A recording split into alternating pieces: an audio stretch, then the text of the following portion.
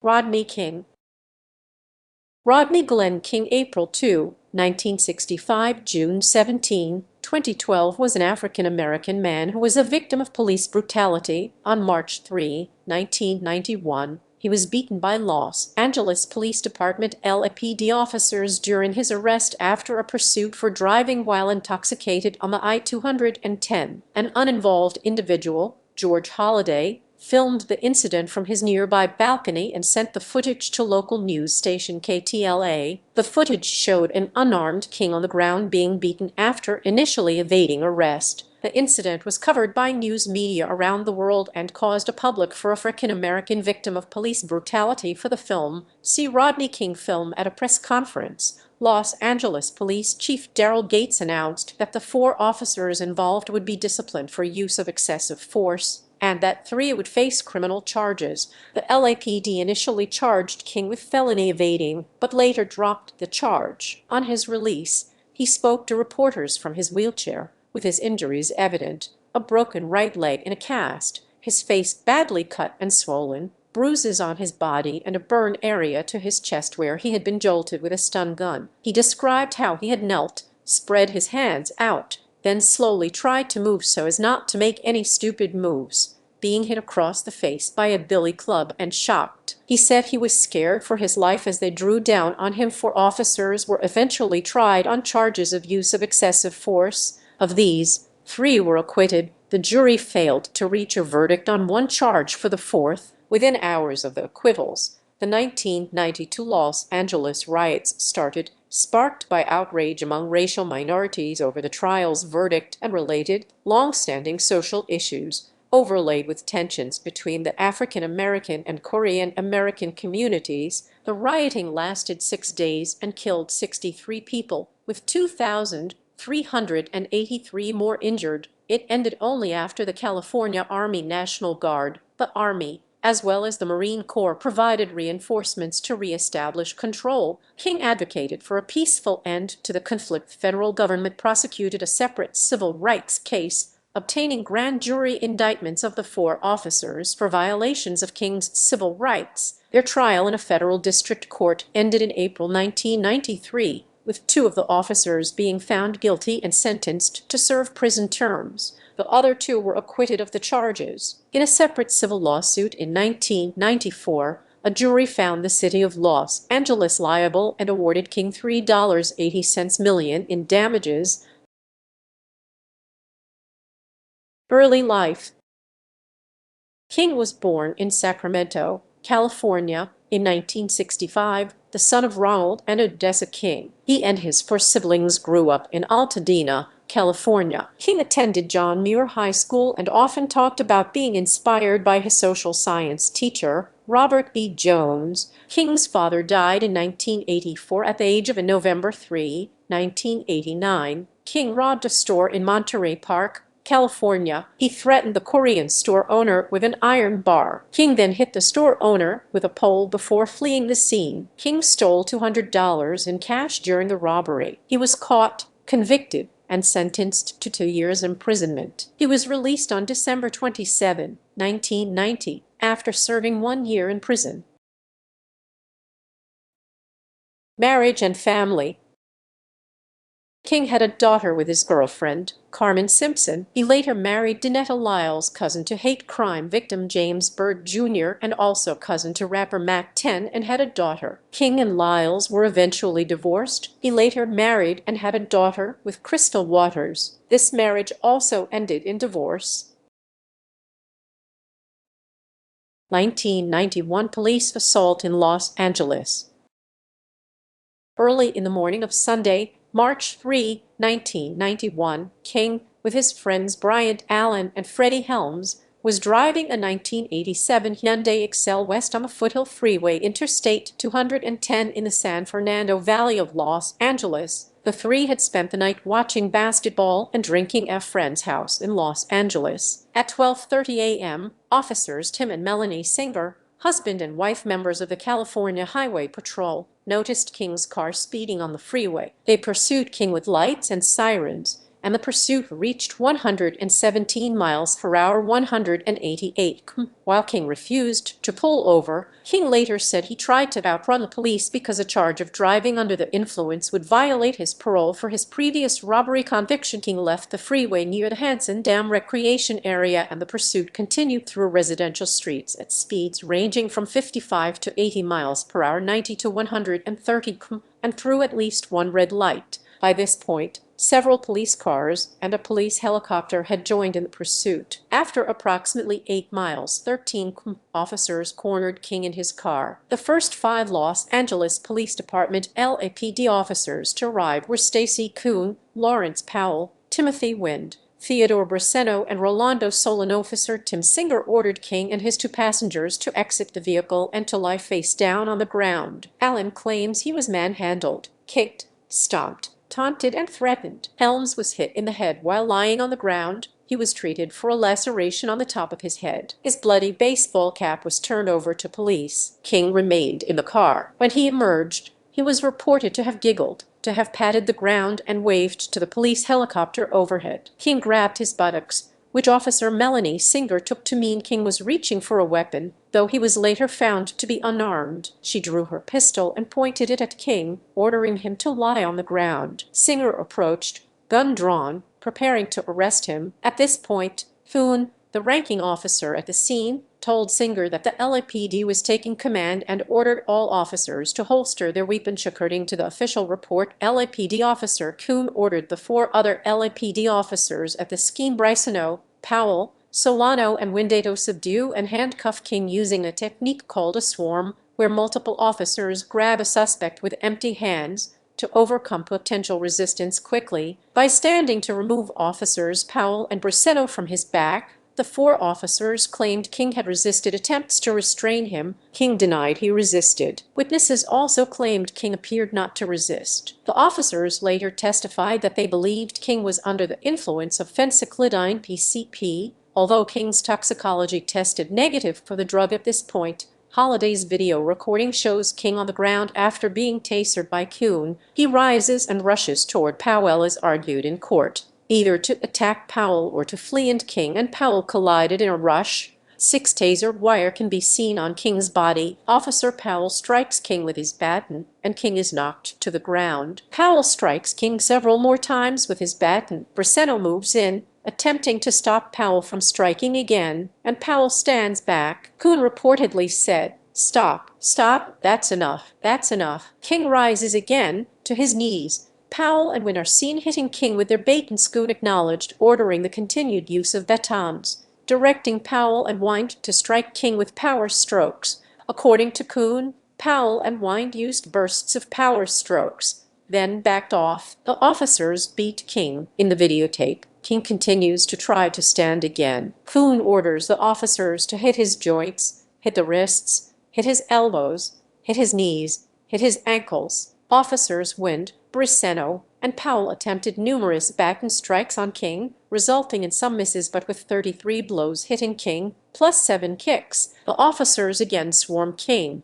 but this time a total of 8 officers are involved in the swarm. King is placed in handcuffs and cord cuffs, restraining his arms and legs. King is dragged on his abdomen to the side of the road to await the arrival of emergency medical rescue. Screenshots of King lying down and being beaten by LAPD officers, slumping salesman, and amateur videographer George Holliday's videotape of the beating was shot on his camcorder from his apartment near the intersection of Foothill Boulevard and Osborne Street in Lakeview Terrace. 2 days later, Holliday called LAPD headquarters at Parker Center to let the police department know that he had a videotape of the incident. Still, he could not find anyone interested in seeing the video. He went to KTLA television with his recording. Holliday, whose video camera was in another part of his residence, was unable to retrieve it until the officers were already in the act of beating King. The footage as a whole became an instant media sensation. Portions were aired numerous times, and it turned what would otherwise have been a violent, but soon forgotten, encounter between the Los Angeles police and an uncooperative suspect into one of the most widely watched and discussed incidents of its kind. Several cop-watch organizations subsequently were started throughout the United States to safeguard against police abuse, including an umbrella group, October 22 Coalition to Stop Police Brutality in September 19, 2021. Holiday died of COVID-19 complications at a hospital in Los Angeles. King was taken to Pacifica Hospital after his arrest, where he was found to have suffered a fractured facial bone, a broken right ankle, and multiple bruises and lacerations. In a negligence claim filed with the city, King alleged he had suffered 11 skull fractures, permanent brain damage, broken kidney failure, emotional and physical trauma. 8 blood and urine samples were taken from King 5 hours after his arrest. The blood alcohol content BSC from King's test samples was percentage 8, indicating he would have been legally intoxicated under California law, BSC legal limit percentage, at the time of his arrest. The tests also showed traces of marijuana. 26 8 Pacifica Hospital nurses reported that the officers who accompanied King, including Wind, openly joked and bragged about the number of times they had hit King. 15 officers obtained King's identification from his clothes pockets at that time. King later sued the city for damages, and a jury awarded him $3.80 million, as well as $1.70 million in attorney's fees. The city did not pursue charges against King for driving while intoxicated and evading arrest. District Attorney Ira Reiner believed there was insufficient evidence for prosecution. His successor Gil Garcetti thought that by December 1992, too much time had passed to charge King with evading arrest. He also noted that the statute of limitations on drunk driving had passed at a press conference, announcing the 4 officers involved would be disciplined and 3 would face criminal charges. Los Angeles Police Chief Daryl Gates said, "We believe the officers used excessive force taking him into custody. In our review, we find that officers struck him with batons between 53 and 56 times. The LAPD initially charged King with felony evading, but later dropped the charge. Los Angeles County District Attorney subsequently charged 4 police officers, including 1 sergeant, with assault and use of excessive force. Due to the extensive media coverage of the arrest, the trial received a change of venue from Los Angeles County to Simi Valley in neighboring Ventura County. The jury was composed of 10 white jurors, 1 biracial male, 1 Latino, and 1 Asian American. The prosecutor, Terry White, was black. In April 29, 1992, the 7th day of jury deliberations, the jury acquitted all 4 officers of assault and acquitted 3 of the 4 of using excessive force. The jury could not agree on a verdict for the 4th officer charged with using excessive force. The verdicts were based in part on the first 3 seconds of a blurry, 13-second segment of the videotape that, according to journalist Lou Cannon, had not been aired by television news stations in their broadcasts of first 2 seconds of videotape, contrary to the claims made by the accused officers, show King attempting to flee past Lawrence Powell. During the next 1 minute and 19 seconds, King is beaten continuously by the officers. The officers testified that they tried to physically restrain King before the starting point of the videotape, but King was able to throw them off physically afterward. The prosecution suggested that the jurors may have acquitted the officers because of becoming desensitized to the violence of the beating, as the defense played the videotape repeatedly in slow motion, breaking it down until its emotional impact was lost. Outside the Simi Valley courthouse where the acquittals were delivered, county sheriff's deputies protected Stacy Kuhn from angry protesters on the way to his car. Movie director John Singleton, who was in the crowd at the courthouse, predicted, by having this verdict, what these people did. They lit the fuse to a bomb. Los Angeles Mayor Tom Bradley created the Independent Commission on the Los Angeles Police Department, also known as the Christopher Commission, in April 1991. Led by attorney Warren Christopher, it was created to conduct a full and fair examination of the structure and operation of the LAPD, including its recruitment and training practices, internal disciplinary system, and citizen complaint system. Los Angeles riots and the aftermath. Main article, 1992 Los Angeles riots. Though few people at first considered race an essential factor in the case, including Rodney King's attorney, Stephen Lehrman, the holiday videotape was at the time stirring deep resentment among Black people in Los Angeles, as well as other major cities in the United States, where they had often complained of police abuse against their communities. The officers' jury consisted of Ventura County residents, 10 white, 1 Latino, one Asian. Lead prosecutor Terry White was black. On April 29, 1992, the jury acquitted 3 of the officers but could not agree on one of the charges against Powell. Los Angeles Mayor Tom Bradley said, "The jury's verdict will not blind us to what we saw on that videotape. The men who beat Rodney King do not deserve to wear the uniform of the LAPD." President George H.W. Bush said, "Viewed from outside the trial, it was hard to understand how the verdict could possibly square with the video. Those civil rights leaders with whom I met were stunned, and so was I, and so was Barbara, and so were my kids within hours of the acquittals." The 1992 Los Angeles riots began, lasting 6 days. African Americans were outraged by the verdicts and began rioting in the streets along with the Latino communities. By the time law enforcement, the California Army National Guard, the United States Army, and the United States Marine Corps restored order, the riots had resulted in 63 deaths, 2,383 injuries, more than 7,000 fires, damage to 3,100 businesses, and nearly $1 billion in financial losses. Smaller riots occurred in other U.S. cities, such as San Francisco, Las Vegas, Seattle, and as far east as Atlanta and New York City. A civil disturbance occurred on Yonge Street in Toronto, Canada, when Canadians gathered to protest the acquittal in Los Angeles, as well as a local police killing of a black man in Toronto 2 days prior during the riots. On May 1, 1992, King made a television appearance pleading for an end to the riots. "He just want to say,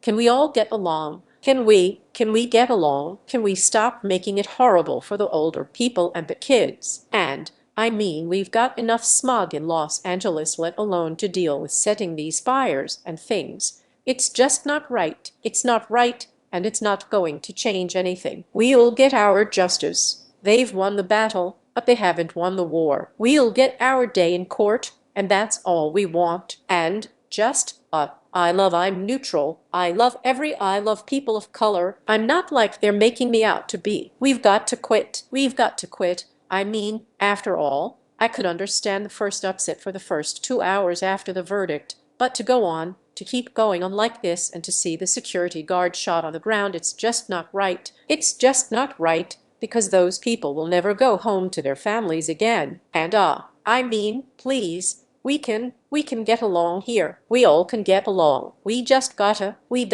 I mean, we're all stuck here for a while. Let's try to work it out. Let's try to beat it. Let's try to work it out." Widely quoted line has been often paraphrased as, "Can we all just get along?" Or "Can't we all just get along?" Federal civil rights trial of officers.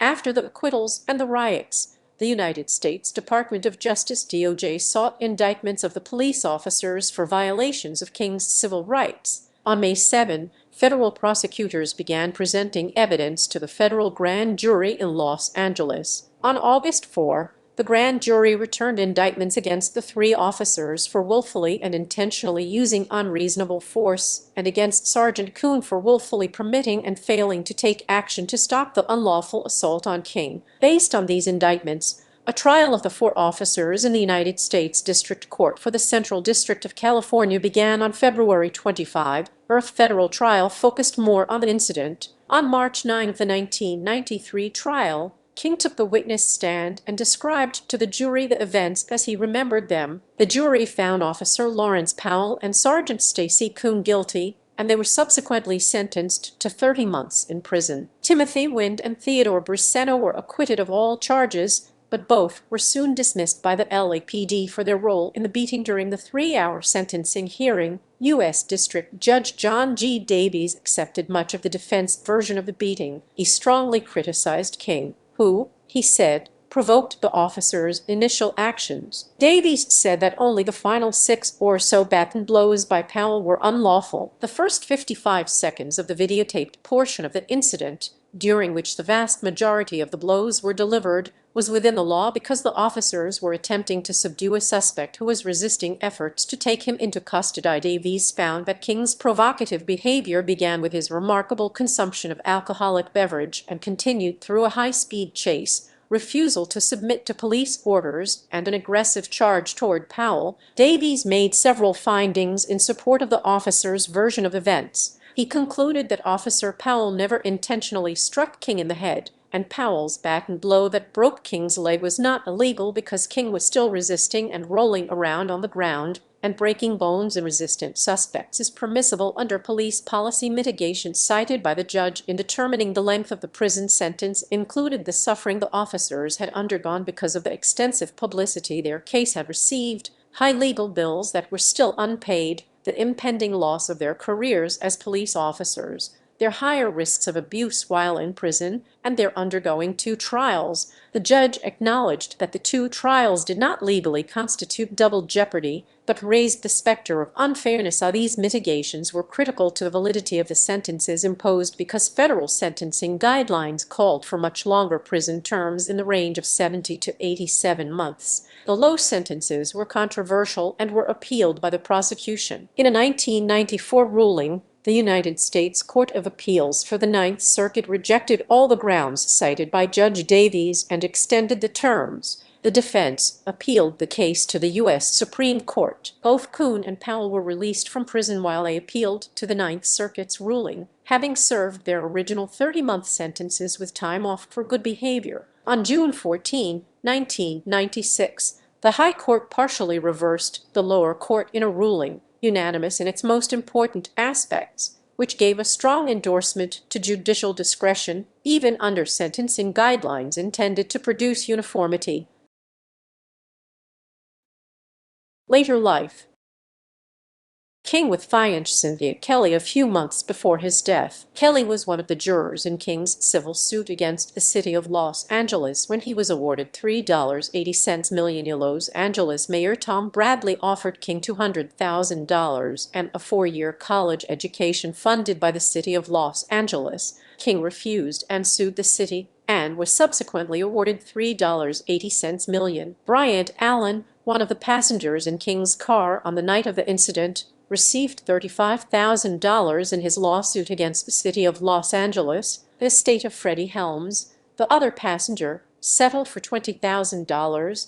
Helms died in a car crash on June 29, 1991, age 20, in Pasadena. King invested a portion of his settlement in a record label, Straight Altapaz Records, hoping to employ minority employees, but it went out of business with help from a ghostwriter. He later wrote and published a memoir. King was subject to further arrests and convictions for driving violations after the 1991 incident, as he struggled with alcoholism and drug addiction. In May 1991, he was arrested on suspicion of having tried to run down an undercover vice officer in Hollywood, but no charges were filed. In 1992, he was arrested for injuring his wife, Crystal King. Crystal ultimately declined to file a complaint. On August 21, 1993, he crashed his car into a block wall in downtown Los Angeles. He was convicted of driving under the influence of alcohol, fined, and entered a rehabilitation program, after which he was placed on probation. In July 1995,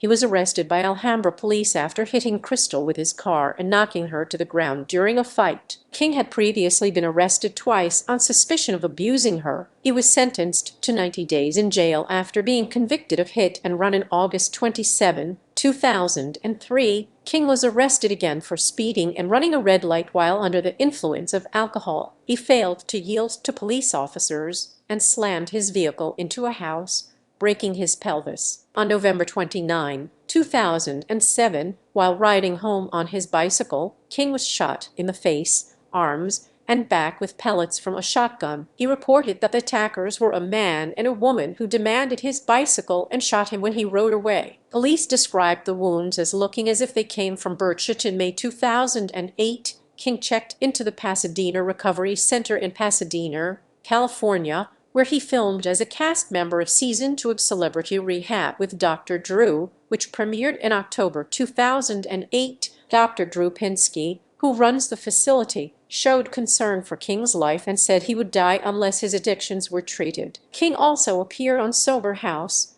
a celebrity rehab spin-off focusing on a sober living environment. During his time on Celebrity Rehab and Sober House, King worked on his addiction and what he said was lingering trauma of the beating. He and Pinsky physically retraced King's path from the night of his beating, eventually reaching the spot where it happened, the site of the Children's Museum of Los Angeles, which is now Discovery Cube Los Angeles. In 2009, King and other celebrity rehab alumni appeared as panel speakers to a new group of addicts at the Pasadena Recovery Center, marking 11 months of sobriety for him. His appearance was aired in the third season episode Triggers. King won a celebrity boxing match against Chester, Pennsylvania, police officer Simon Allard on September 11, 2009, at the Ramada Philadelphia Airport in Essington in September 9, 2010. It was confirmed that King was going to marry Cynthia Kelly, who had been a juror in the civil suit he brought against the city of Los Angeles. On March 3, 2011, the 20th anniversary of the beating, the LAPD stopped King for driving erratically and issued him a citation for driving with an expired license. This arrest led to a February 2012 misdemeanor conviction for reckless driving. BBC quoted King commenting on his legacy. "Some people feel like I'm some kind of hero. Others hate me. They say I deserved it. Other people, I can hear them mocking me for when I called for an end to the destruction, like I'm a fool for believing in peace." Memoir. In April 2012, King published his memoir, The Riot Within: My Journey from Rebellion to Redemption. Co-authored by Lawrence J. Spagnola, the book describes King's turbulent youth as well as his personal account of the arrest, the trials, and the aftermath. Death.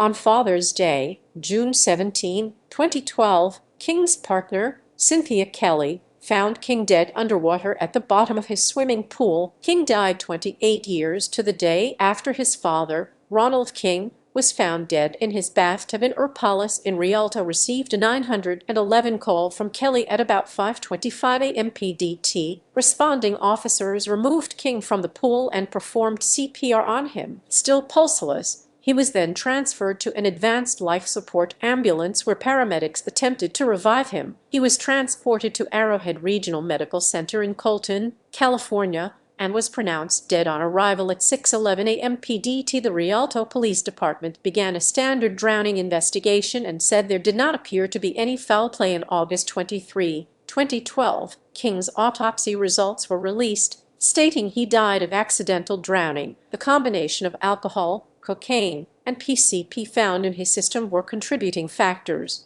as were cardiomegaly and focal myocardial fibrosis. The conclusion of the report stated the effects of the drugs and alcohol, combined with the subject's heart condition, probably precipitated a cardiac arrhythmia, and the subject, incapacitated in the water, was unable to save himself. Sharpton delivered the eulogy at King's funeral. King is interred at Forest Lawn Memorial Park in Los Angeles County, California. References. Cannon, Lou 1999. Official Negligence: How Rodney King and the Riots Changed Los Angeles and the LAPD. Boulder, Colo, Westview Press, ISBN 9780813337258, OCLC 42852365. Further reading. King, Rodney, Lawrence J. Spagnola. 2012, The Riot Within: My Journey from Rebellion to Redemption. New York, Harper Own. ISBN 9780620694435. OCLC 761856270. King's Autobiography. Stacy C., Robert Dietz, 1992. Presumed Guilty: The Tragedy of the Rodney King Affair. Washington, D.C., Regnery Gateway. ISBN 9780895265074. OCLC 26553041.